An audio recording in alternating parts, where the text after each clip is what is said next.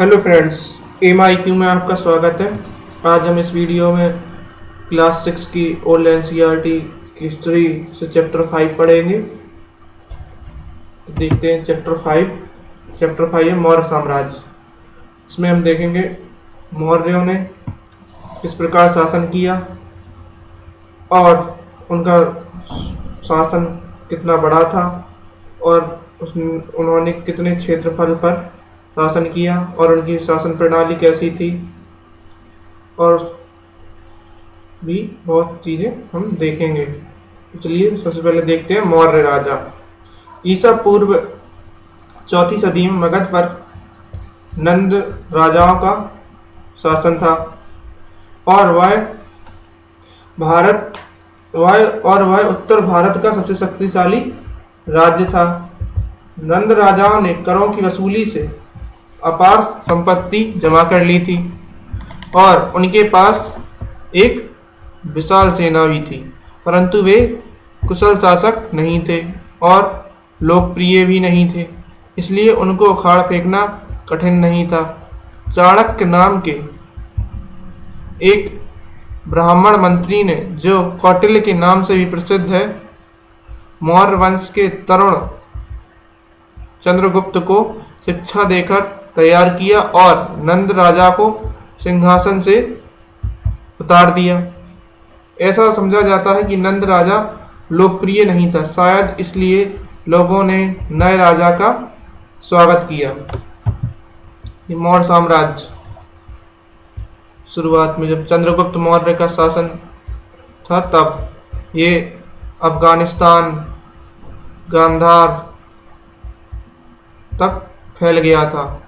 यहाँ दक्षिण में चोल शासन को छोड़कर इसने पूरे भारत पर अधिकार कर लिया था। अब देखते हैं सिकंदर भी उसी समय भारत पर आक्रमण करने आया था। तो मगध में अपनी शक्ति स्थापित करने के बाद चंद्रगुप्त ने अपना ध्यान पश्चिमोत्तर में पंजाब की ओर लगाया। यूनानी राजा सिकंदर ने 326 ईसा पूर्व में पंजाब पर हमला किया था। सिकंदर ने भारत पर इसलिए हमला किया था क्योंकि उत्तर के कुछ क्षेत्र हकमनी शासकों के ईरानी साम्राज्य में शामिल थे और सिकंदर की 323 ईसा पूर्व में मौत हो जाती है। उसके बाद उसके द्वारा नियुक्त गवर्नर वहां शासन करने लगते हैं। इसके बाद चंद्रगुप्त ने लंबी लड़ाई के बाद पंजाब को जीत लिया था। तो अब देखते हैं चंद्रगुप्त ने जल्द ही समूचे पंजाब को जीत लिया। सुदूर उत्तर में कुछ प्रदेश यूनानी सेनापति सेल्यूकस निकेटर के अधीन थे। चंद्रगुप्त ने एक लंबे अभियान के बाद अंत में उसे 305 ईसा पूर्व में हरा दिया। उसने सिंधु नदी के पार के उस प्रदेश को भी जीत लिया जो आजकल अफगानिस्तान का हिस्सा है। दोनों परिवारों के बीच संबंध भी स्थापित हो गए। इसके अलावा चंद्रगुप्त ने मध्य भारत के भाग भी जीत लिए। इस प्रकार चंद्रगुप्त का शासन काल समाप्त होने तक समूचा उत्तर भारत मौर्यों के अधीन हो गया। चंद्रगुप्त मौर्य के समय मौर्य साम्राज्य। चंद्रगुप्त ने हिंदकुश पर्वत तक शासन किया, जो कि ईरान में था। वहां तक उसका शासन फैल गया था या उसने जीत लिया था। यह चंद्रगुप्त मौर्य की जो मूर्ति बिरला मंदिर में बनी है। देखते हैं बिंदुसार। करीब 25 साल तक शासन करने के बाद चंद्रगुप्त ने अपना सिंहासन अपने पुत्र बिंदुसार को सौंप दिया। कुछ और लेखों के अनुसार चंद्रगुप्त उसके बाद जैन मुनि बन गया था। बिंदुसार के शासनकाल में मौर्य साम्राज्य दक्षिण में मैसूर तक फैल गया था और इस तरह उसमें लगभग सारा देश शामिल था। केवल कलिंग प्रदेश, उड़ीसा और सुदूर दक्षिण के राज्य ही उसके साम्राज्य में नहीं थे, परंतु दक्षिण के राज्यों के साथ उसकी मैत्री थी। इसलिए उन्हें जीतना जरूरी नहीं था। कलिंग के लोग मौर्यों के अधीन नहीं रहना चाहते थे, इसलिए मौर्य कलिंग पर आक्रमण कर मौर्यों को कलिंग पर आक्रमण करना पड़ा। यह चंद्रगुप्त के पौत्र अशोक ने किया। अशोक, देखते हैं अशोक के बारे में। अशोक मौर्य राजाओं में सबसे प्रसिद्ध हुआ और वह भारत के महानतम शासकों में से एक माना जाता है। उसने कलिंग को जीतकर उसे अपने साम्राज्य में मिला लिया। यह साम्राज्य में मिलाने का फैसला किया। कलिंग पर चढ़ाई की गई और उसे जीत लिया गया, पर दोनों ओर की सेनाओं को भारी हानि उठानी पड़ी और मरते हुए सिपाहियों को देखकर अशोक को बड़ा दुख हुआ। अशोक ने मौर्य साम्राज्य को और विस्तारित किया। ये काबुल तक, हिंदकुश पर्वत तक, जो ब्राउन दिखा रहा है, ये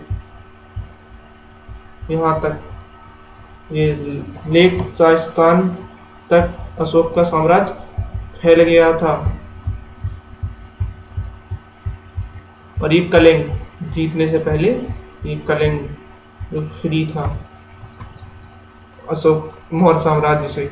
उसके बाद ये अशोक का एक चित्र।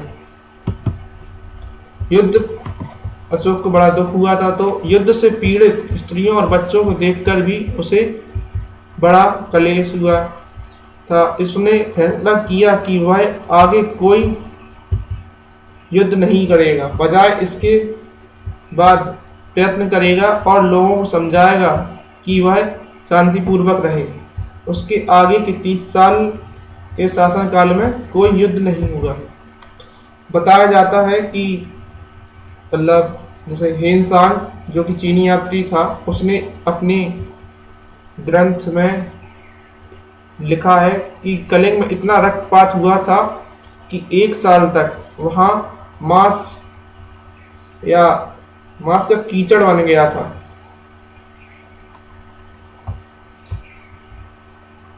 करीब 4 से 5 लाख लोग मारे गए थे।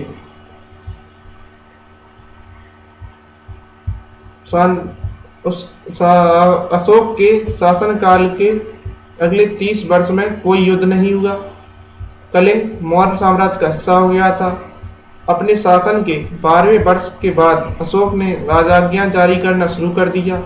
उनमें उसने धर्म, अच्छे प्रशासन और लोगों का एक दूसरे के प्रति बर्ताव जैसे मामलों के बारे में अपने विचार व्यक्त किए। ये राजाज्ञाएं उसके साम्राज्य के सभी प्रांतों को भेज दी गईं। इन राजाज्ञाओं को स्तंभों पर, चट्टानों पर, ऐसे स्थानों पर खुदवा दिया गया जहां लोग इकट्ठा होकर उन्हें पढ़ सकें। इस प्रकार लोगों को जानकारी मिलती थी कि उनका राजा क्या सोचता है। इन अभिलेखों से हमें अशोक के विचारों के बारे में भी जानकारी मिलती है। अब देखते हैं अशोक के धम्म। अशोक बौद्ध धर्म का प्रचार करना चाहता था, परंतु इससे भी अधिक वह उन ऊंचे आदर्शों में विश्वास करता था जो मनुष्य को शांतिपूर्ण और सदाचारी बना सके। इन्हें उसने धम्म कहा। अपने इस धम्म को उसने अपनी राजाज्ञाओं में समझाया। उसकी राजाज्ञाएं विभिन्न लिपियों में लिखी गई हैं, लेकिन अधिकांश राजाज्ञाएं ब्राह्मी लिपि में लिखी गई थी या मिलती हैं। प्रशासन, समाज और संस्कृति। देखते सबसे पहले मौर्य कला। तो मौर्य कला, अशोक की राजाज्ञा चट्टानों और बलुआ पत्थर के ऊंचे स्थानों पर खोदी गई हैं। स्तंभों पर इतनी बढ़िया पॉलिश की गई थी कि यह शीशे के जैसे चमकते हैं। प्रत्येक स्तंभ के सिरे पर हाथी, सांड या सिंह की प्रतिमा बनाई गई थी। सारनाथ के स्तंभ के सिरे पर 4 सिंह बनाए गए थे।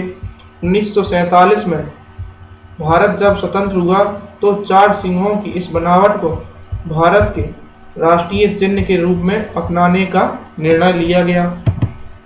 यह अशोक चक्र जो भारतीय तिरंगा की शान है, और जो हमारे जवान वीरता का काम करते हैं उसमें भी इसी के नाम से, अशोक चक्र के नाम से एक अवार्ड मिलता है। यह है हमारा राष्ट्रीय चिन्ह। ये अशोक ने ही इसे बनवाया था। यह है सिंह चतुर्मुख। अशोक का प्रशासन। तो अशोक की राजज्ञाओं में उसके प्रशासन संबंधी विचारों के बारे में भी जानकारी मिलती है। उसका मत था कि राजा को प्रजा के साथ वैसा ही व्यवहार करना चाहिए जैसा पिता अपने बच्चों के साथ करता है। अपनी राजज्ञाओं में वह अक्सर कहता है कि सभी मनुष्य मेरे बच्चे हैं। जिस प्रकार पिता अपने बच्चों का पालन पोषण करता है, उसी प्रकार राजा को भी अपनी प्रजा की देखभाल करनी चाहिए। अशोक विविध प्रकार से उस प्रजा की देखभाल करता था। अशोक अपनी राजधानी पाटलिपुत्र, जो कि वर्तमान में जिसे हम पटना बुलाते हैं, वहां से शासन करता था। उसे सलाह देने के लिए एक मंत्रिपरिषद थी और उसके आदेशों का पालन करने के लिए अनेक प्रकार के अधिकारी थे। साम्राज्य को 4 बड़े प्रांतों में बांटा गया था। प्रत्येक प्रांत का शासन एक राज्यपाल संभालता था। यह राज्यपाल राजा के अधीन होते थे। जान पड़ता है कि इन प्रांतों को जिलों में बांट दिया गया था। प्रत्येक जिला में कई गांव होते थे। जिले के प्रशासन की देखभाल के लिए कई तरह के अधिकारी होते थे। पड़ोसी देशों से संबंध। तो अशोक अपने पड़ोसियों से मैत्रीपूर्ण संबंध बनाए रखना चाहता था और इसके लिए उसने आजकल के तरह राजदूतों की भांति धर्मदूतों के कई दल पश्चिमी एशिया के राज दरबारों में भेजे थे। जिसमें यूनानी राजा भी थे, जिनके नामों का उल्लेख अपने एक अभिलेख में भी किया है। अशोक ने अपने पुत्र महेंद्र को श्रीलंका भेजा था। महेंद्र ने वहां बौद्ध धर्म का प्रचार किया और श्रीलंका का राजा बौद्ध हो गया। उसके मन में अशोक के लिए बड़ा सम्मान और प्रेम था। कौटिल्य और मेगस्थनीज। मौर्य कला के बारे में बहुत कुछ जानकारी 2 साहित्यिक स्रोतों से मिलती है।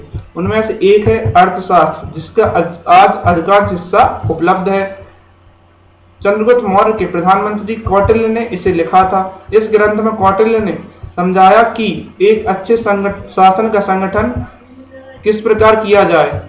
दूसरा स्रोत है मेगस्थनीज द्वारा यूनानी भाषा में लिखा हुआ विवरण। मेगस्थनीज भी सेल्यूकस निकेटर का राजदूत था और उसने चंद्रगुप्त के शासनकाल में कुछ समय भारत में बिताया था।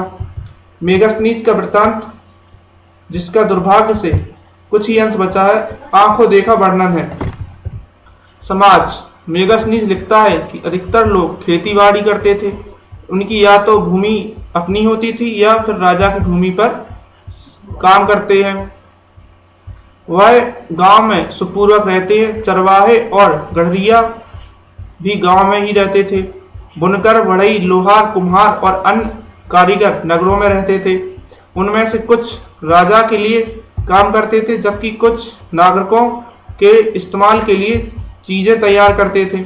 व्यापार उन्नति पर था और व्यापारी अपना माल देश के कोने कोने में ले जाते थे या बेचते थे। मौर्य साम्राज्य का अंत। अब देखते हैं मौर्य साम्राज्य का अंत कैसे हुआ।